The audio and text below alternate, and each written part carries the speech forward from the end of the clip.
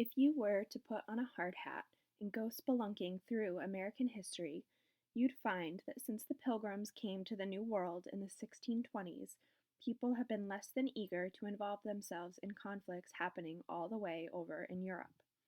But that changed with World War I, when German submarines were going crazy, attacking innocent civilians and military personnel alike. In February 1917, when Germany said all ships crossing the Atlantic Ocean were fair game, the U.S. declared war in order to keep the world safe and democratic. After World War I ended, the entire world was walking around kind of shell shocked by just how nasty things got on the battlefield. It ushered in all kinds of new, scary technology, from machine guns and aerial warfare to the use of chemicals and poisonous gas. With all that in mind, it's easy to understand why American citizens were less than eager to jump headfirst into another conflict all the way across the world. Lots of people had died, and lots more were still trying to deal with the violence they'd seen and experienced. To make things worse, the Great Depression caused problems for everyone, especially in Germany. As punishment for starting World War I, the Germans had to pay reparations, or money to make up for the damages caused by the war, and as the world suffered during the Great Depression, it got to the point where you'd need thousands of Reichsmarks to get $1. That's completely insane and also completely unsustainable, which explains why tensions got a little high in Germany. Everyone was suffering, and there didn't seem to be any real solution. But then along came a mustachioed man with a big voice and a tiny schnitzel. And yes, by schnitzel, I do mean exactly what you think I mean. Historians claim much of Hitler's desire for conquest stems from his insecurity due to his one testicle and abnormally small penis. But that's another story.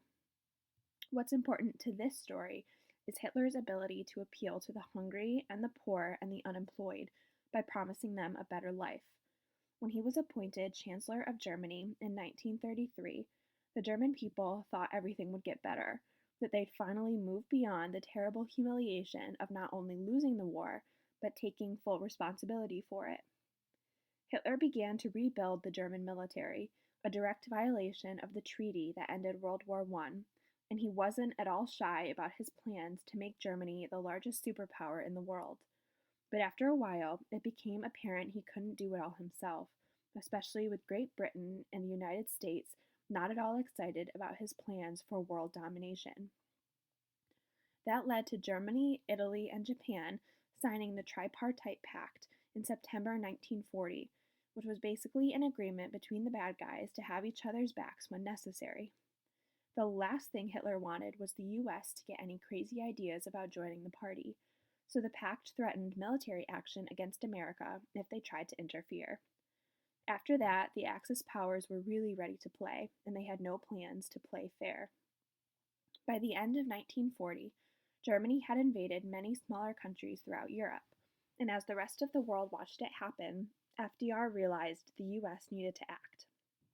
President Roosevelt made it clear he believed the actions of Adolf Hitler and the other Axis powers were a threat to all people everywhere, indeed a threat to democracy itself, and that the US needed to wake up and smell the coffee. Isolation was not going to make the problem go away. In fact, ignoring what was happening in Europe made it even more likely that the US would eventually have to send American military overseas, and no one wanted that. So, in an effort to have the best of both worlds, FDR believed the US could help by sending supplies to the British to help them win the fight, rather than deploying American soldiers. The Brits needed materials, tanks, shells, and other fun stuff to stop Hitler from occupying the entire European continent. Everyone agreed that would be bad. There was no way the US could remain free and democratic if the Germans were the ones drinking tea in the shadow of Big Ben right across the pond.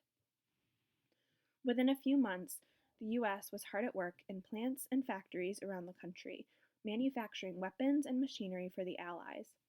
In March 1941, FDR officially gave up on that whole neutrality business and signed the Lend-Lease Act, which gave him the authority to send munitions, money, or any other materials to the Allies in order to stop Hitler's efforts to overtake all of Europe. Meanwhile, on the other side of the world, Japan was also causing all sorts of problems. They invaded China in 1938, and the ensuing brutality was horrific. Men, women, and children were slaughtered, women were kidnapped and raped, and the city of Nanking was essentially burned to the ground.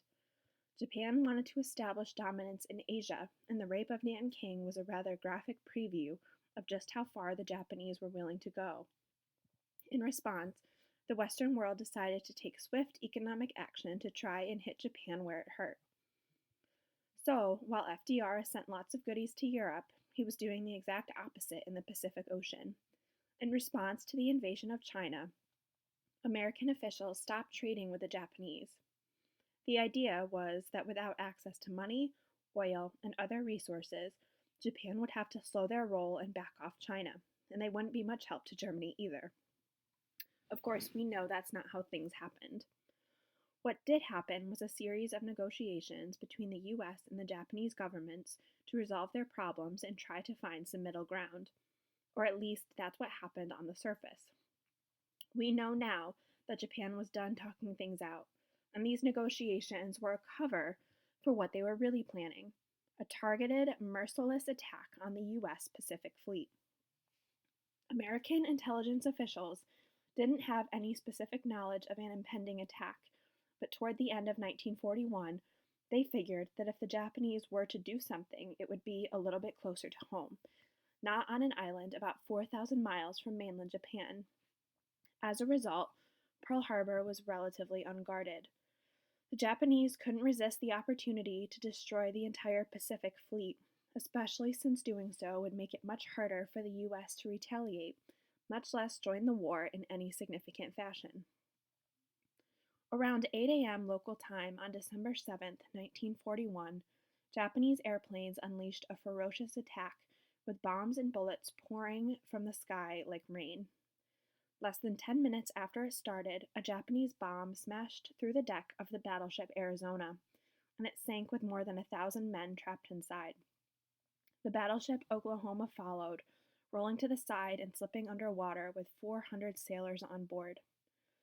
By the time it was all said and done, the destruction was significant. 2,400 Americans were dead, 188 planes destroyed, and 16 battleships were damaged. 2 of those, the Arizona and the Utah, were unsalvageable. At first, it seemed like a slam dunk for the Japanese. The American people were completely shocked. The government was taken by surprise, and the Pacific Fleet had sustained a decent amount of damage, but it hadn't been crippled by any means. In fact, some of the most vital facilities, oil storage depots, repair shops, etc., were left intact, and none of the aircraft carriers were on base that morning, so the U.S. Navy rebounded really quickly and went after Japan with a vengeance. The next day, December 8, 1941, the United States declared war on the Empire of Japan. In what became known as his Day of Infamy address, FDR informed the American people that after the attack on Pearl Harbor, Japanese forces launched campaigns against Hong Kong, Guam, the Philippine Islands, Wake Island, and Midway Island. Japan has, therefore, undertaken a surprise offensive extending throughout the Pacific area, FDR said. The facts of yesterday and today speak for themselves. The people of the United States have already formed their opinions and well understand the implications to the very life and safety of our nation. In other words, after months of not-so-neutral neutrality, the American people were united in their determination to make the Japanese pay for the unprecedented attack on U.S. soil, even if it meant sending servicemen to fight. FDR continued, "No matter how long it may take us to overcome this premeditated invasion, the American people and their righteous might will win through to absolute victory. I believe that I interpret the will of the Congress and of the people when I assert that we will not only defend ourselves to the uttermost, but will make it very certain that this form of treachery shall never again endanger us. Hostilities exist.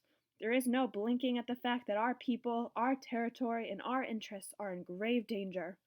With confidence in our armed forces, with the unbounding determination of our people, we will gain the inevitable triumph. I ask that Congress declare that since the unprovoked and dastardly attack by Japan on Sunday, December 7th, 1941, a state of war has existed between the United States and the Japanese Empire. Within 3 days of this declaration, Germany and Italy returned the favor and declared war on the United States. America was officially fighting on two fronts, and it marked the beginning of a U.S. military presence in European countries that still exists to this day.